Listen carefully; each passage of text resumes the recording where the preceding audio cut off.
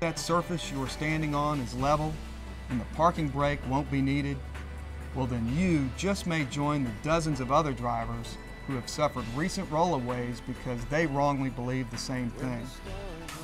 Very seldom will you encounter a paved surface that would not allow a basketball to roll once you set it on the ground.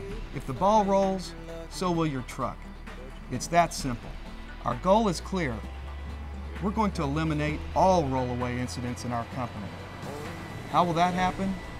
Well, I'm not going to ask you to carry a basketball in your truck. The answer is much easier than that. We will eliminate rollaway incidents by simply setting the parking brake each and every time before exiting the truck.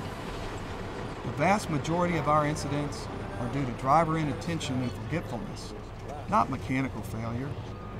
It's simple. Set your brake before exiting. Make it a habit. The parking brake must be applied when parking. Never use the work brake before parking. The work brake is designed to be used while working on the route, going from home to home, and the truck must be in neutral when it is utilized. If not, engine speed up during packing can cause the truck to break free from its original position. Remember, follow the proper procedures for using the work brake. Bring the truck to a complete stop with the foot brake. Once the truck is completely stopped, then activate the work brake. More than anything, remember that the work brake is not to be used in the same manner as the parking brake, as they each have their own purpose.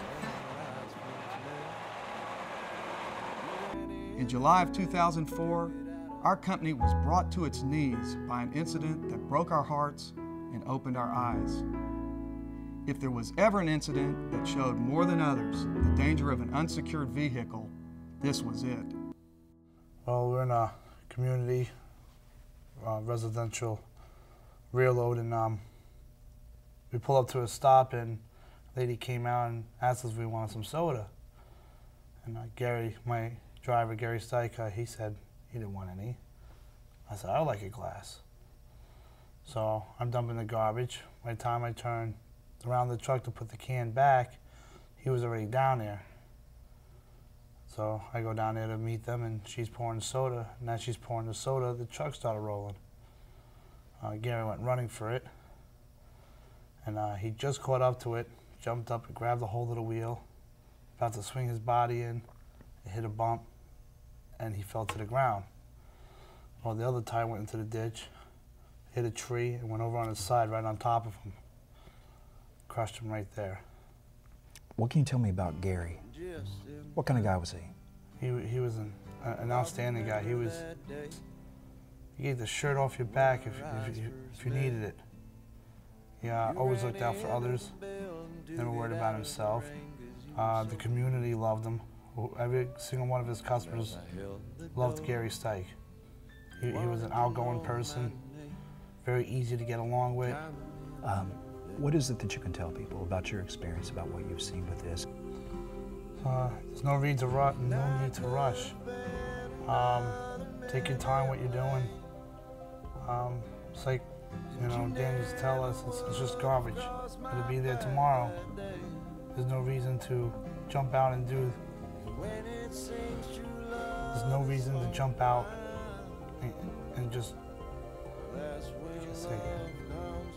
Sorry.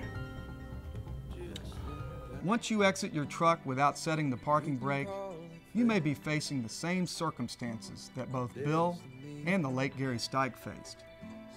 You've ignited a chain of events in which you have little influence over what happens next. Then it's just a matter of good or bad fortune. Nothing we do in this company is paramount to the safety of our employees or the lives of those we come into contact with. We feel as strongly about that as ever. So don't exit your vehicle without setting that parking brake. Please,